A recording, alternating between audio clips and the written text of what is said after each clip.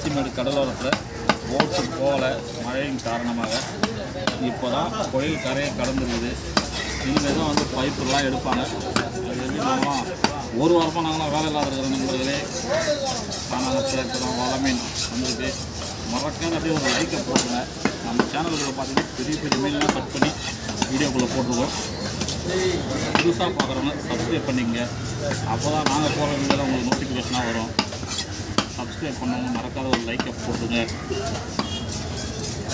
எல்லாருக்கும் ஷேர் பண்ணி விடுங்க.